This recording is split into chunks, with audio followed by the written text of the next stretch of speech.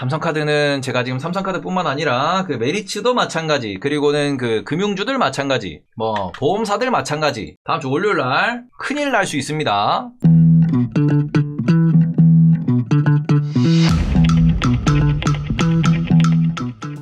지금 무슨 이야기가 나오고 있느냐. 지금 우리가 그 밸류업 약간 찌라시가 돌고 있어요. 엠바고가 풀린 건지 뭔지 모르겠지만 뭐냐, 일단은 IRP 확대하겠다, 그 다음에는 그 ISA 확대하겠다, 개인들 돈 세금 덜 걷겠다, 이런 얘기하고 있는 거고요. 그러는 추가적으로 이야기가 나오고 있습니다. 무슨 얘기하고 있어요? 배당 소득세 분리 과세하겠다. 자, 이것도 무슨 소리입니까? 너희들 이제 배당으로 세금 받는 거 예금 적금이랑 합산 안 할 테니까 배당주 장기 투자해라 하는 거죠. 세금 깎아줄게, 세금 깎아줄게. 요것도 비과세학대죠. 분리 과세하겠다, 세금을 조금 줄이겠다 라고 하는 겁니다. 해외 양도세나 좀 깎아라 그러는데 그거는 미국한테 얘기하지 왜 우리나라한테 얘기하냐. 그거는 미국법이에요. 자, 그 다음에 기업한테는 일단 썰이 도는 거는 기업의 주주환원에 대해서 요 주주환원 금액에 대한 감세를 이야기하고 있습니다. 요것도 세금을 줄이겠다라고 하는 거지. 기업한테 강제하는 건 없어요. 물론 환경을 조성한다는 건 되게 좋은 거예요. 환경을 조성한다는 거는. 근데 IRP가 됐든 ISA가 됐든 배당분리과세가 됐든 기업 주주환원에 대한 그 세금 세제 혜택을 준다라는 이런 모든 부분들이 정부가 책임을 지겠다라고 하는 거죠. 정부는 할 수 있는 게 뭡니까? 세금 깎아줄게 밖에 없는 거예요. 지금 미국은 자국민한테도 22%씩 띄냐 그러는데 예, 떼고요. 분리과세입니다. 그리고 미국은 소득이 낮을수록,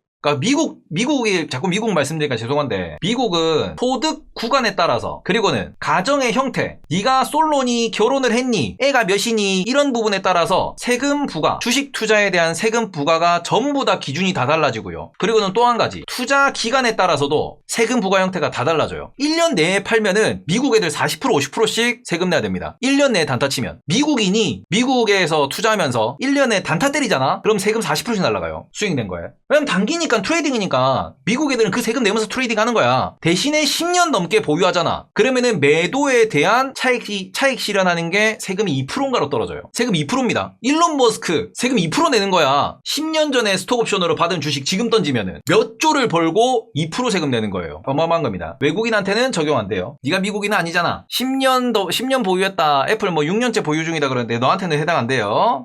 근데 이게 세법을 이렇게 그 많이 한 이유는, 미국은 뭐 하는 겁니까? 세금으로 단타 많이 치지 마라. 치지 말라는 아니야. 단타 많이 치지 마라. 그리고는 너희들이 가족이 많을수록, 소득이 낮을수록 세금 혜택 많이 줄게. 가족이 적고 소득이 높을수록 세금 많이 내놔. 이런 식으로 해서 유도를 하는 겁니다. 사회에 뭔가 그 나아가야 하는 방향 자체를, 혹은 사회적인 이런 현상 자체를 그런 식으로 계속 만들어 나가는 게, 그게 법이고 그게 세법이에요. 돈이 걸려 있으니까. 이렇게 하는 거란 말이지. 그러니까 우리나라도 결국에는 요 부분을 키우는 게 뭡니까? 요게 미국에 있는 401k를 유사하게 가져오기 위해서예요. 미국은 근로노동자들이 401k에다가 연금 넣어놓고 그걸로 통해가지고 주식 투자하면서 장기 투자하면서, 그리고는 기업이 우상향을 하니까 자연스럽게 퇴직했을 때 돈이 엄청나게 몇 억씩 몇십억씩 통장에 쌓여있거든. 노후에 편안하게 살잖아. 그리고는 배당 같은 경우에도 분리과세하면서 배당 투자를 할 수 있도록, 적극적으로 월배당을 받을 수 있도록, 그걸로 편안하게 여생을 보내고 편안하게 뭔가 투자를 할 수 있도록, 그리고는 배당 재투자도 할 수 있도록, 이런 식으로 짜놨죠. 자산시장의 구조 자체를. 기업이 성장하면서 개인도 성장할 수 있도록 구조를 짜놓은 거죠. 자본시장에. 근데 이 부분에 있어서는 제일 중요한 게 뭐냐 그러면은 미국에 있는 기업들이 미쳤다고 저그들이 돈 벌어놓고 주주한테 환원하냐? 아니지. 당연히 주주와 소통하고 주주한테 환원할 수 있도록 주주가 기업의 주인이다라는 그런 법적 보호장치가 있죠. 뭐냐 그러면 그게 상법이거든요. 기업이 잘 못해. 주주들이 편지 보냅니다. 뭐 하라 그래. 그러고 잘 못해요. CEO고 뭐 오너고 나발이고 자꾸 뭐 기업이 이상하게 경영하고 막 뭐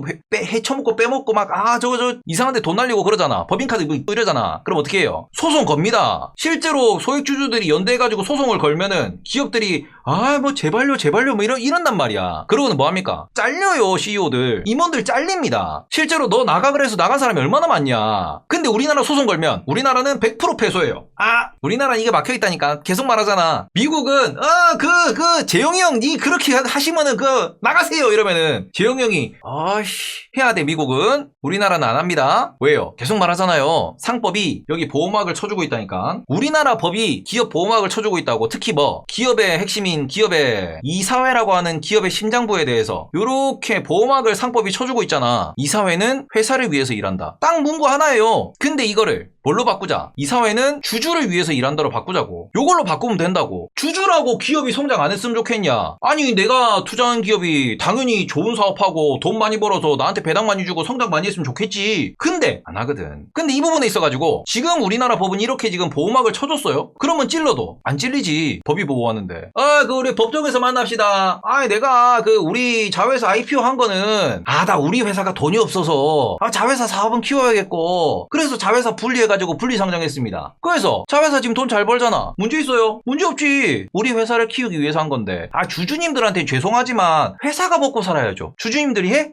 나중에 자회사가 돈 많이 벌면은 배당 우리한테 올리고 우리가 그 배당 드리면 되잖아. 아직은 그 주가가 좀 떨어졌어도 참아 기다려 이러면은 뭐합니까? 개냐? 기다리면 기다리게? 이게 지금 우리나라 상법의 문제점이라고 하는 거예요. 그러니 뭐 하는 거야? 주주를 위하여 주주를 먼저로 삼아서 이사회가 가동돼야 된다. 이사회가 돌아가야 된다. 기업의 오너, 대주주 이게 중요한 게 아니다. 라는 식으로 법을 바꾸자고 하는데 이 내용이 없죠. 그리고는 그 외에 여러 가지 강제성 카드를 꺼낼 수 있냐 그러면은 우리나라는 누누이 말씀드리지만 일본도 10년 정도 개고생했다. 10년 동안 일본이 개고생했던 거는 아베노믹스를 하면서 경기를 부양시키기 위해서 그 다음에 회사 체질을 바꾸기 위해서 그러니까 그 10년도 그냥 10년이 아니에요. 일본 경제를 살리기 위해서 10년 동안 지랄지랄 당한 거야. 일본 주식시장을 끌어올리기 위해서가 아니고 일본 경기를 살리기 위해서 10년 동안 지랄을 한 거예요. 주주 가치의 극대화에 대한 노력을 안 함 우리나라는 그래서 미국 같지.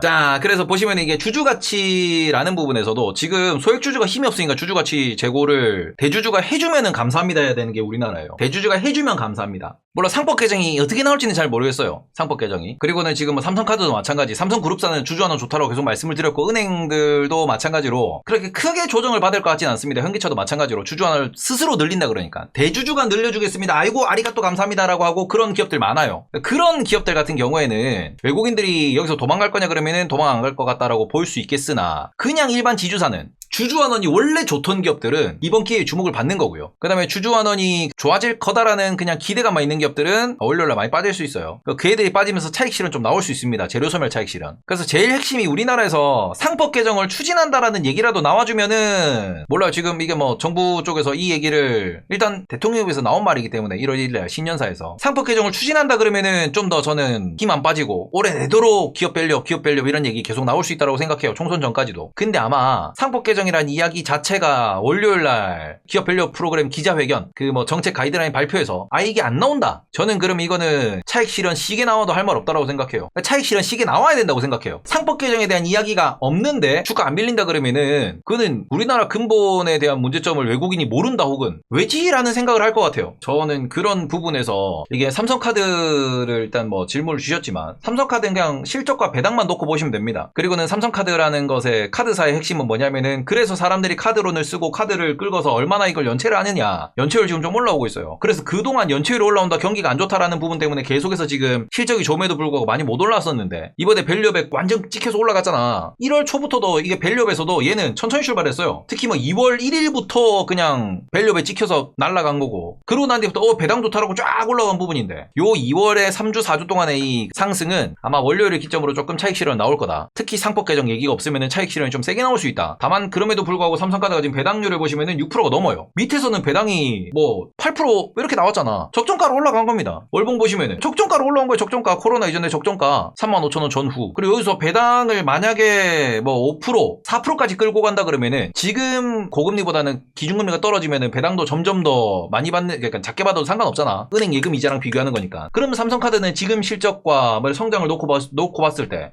이번에는 4만원 5만원 가도 문제는 없죠. 5만원 간다고 하더라도 배당은 충분히 잘 지급할 수 있으니까. 그래서 그런 부분에서는 그동안 소외받았던 애가 그냥 정방으로 올라왔구나. 원래 배당 좋은 애기 때문에 차익 실현을 밀리더라도 여전히 그냥 고배당주로서 볼만하고 배당률은 한 5% 정도? 금리 인하까지 감안하면 4% 정도까지는 끌고 갈 수 있는, 배당을 받으면서 그냥 투자해도 되는 그런 기업으로 보시면 어떨까라고 말씀을 드리고 싶습니다. 그러니까 핵심은 지금 월요일날 만약에 밸류 프로그램이 나오고 요거 발표되고 난 뒤에 조정이 오든 아니면은 그러니까 여기서 횡보를 하든 외국인들의 배팅값도 지금 되게 애매하거든요. 왜냐면은 주식 매수 그 다음에 플러스로 선물 매도예요. 그러니까 지금 주식을 사서 끌어올라온 이 상황에서도 일부러 선물을 매도 잡으면서 지금 선물로도 누적 손실을 쌓아놓은 상황이야. 만약에 주가가 빠진다 그러면은 이렇게 올라온 주가가 빠지면은 선물 매도 잡은 거를 여기서 뭐합니까? 익절하겠지. 그리고 선물 포지션을 매수로 변경하면서 이렇게 들어오면은 그럼 박스 만들어지는 거거든. 코스피 대형주들 혹은 고배당주들 이렇게 박스 만들어지는 겁니다. 그러니까 보통 우리가 상승하는 올라가는 말에 뭐 달리는 말에 올라탄다라고 하는데 그 부분에 있어서 저는 그게 아니라 저는 오히려 적절히 밀리고 난 뒤에 여기서부터 박스 바닥을 찾아서 모일선을 돌리는 걸 찾아서 그때부터 뭐 매수를 한다라고 말씀을 드리는 것도 외국인들 플레이가 이런 식이야. 외국인들 플레이가. 그러니까 정말 어찌 보면은 지금 외국인들이 되게 이 부분에 있어서 크게 관심을 갖는 이유는 일본이 큰 걸 하나 보여줬거든. 우리나라 문제점도 있어요. 지금 뭐 기업 거버넌스 포럼 이런 거 열리면서 우리나라 문제점이 뭐다라고 지금 이미 공유가 다 되고 있어. 요구하는 바가 어느 정도 수준인가 그리고는 상법 개정에 대해서 얼마만큼의 그 정부의 반응이 있는가로 살펴볼 수밖에 없는 부분이고 그러고 난 뒤에 차익 실현 나온다고 하더라도 그래서 지금 삼성카드가 비싸냐? 안 비싸요. 배당 6.5%면 코로나 이전으로 이제 복귀한 거잖아. 과매도돼서 관심 없이 밑에서 눌려가지고 안 가던 부분 이제 올라온 거잖아. 그래서 그런 부분을 놓고 보시면은 요 부분에서 조금 그냥 한번 조정 오면은 거기서 스윙 치시면 된다. 지금도 충분히 매력적인 가격이다. 그리고 지금도 충분히 매력적인 가격의 기업들을 찾으시면 된다. 그 정도로 보시면 될 것 같습니다. 그래서 월요일날 차익 실현이 나오긴 나올 텐데 결국 중요한 거는 정부의 정책이고 저는 다른 건 모르겠고 법 개정 얘기가 있냐 없냐 이것만 살펴보시면 될 것 같아요. 이거 진짜 우리나라의 저 PBR 혹은 ROE적인 측면 이 부분에 있어가지고 가장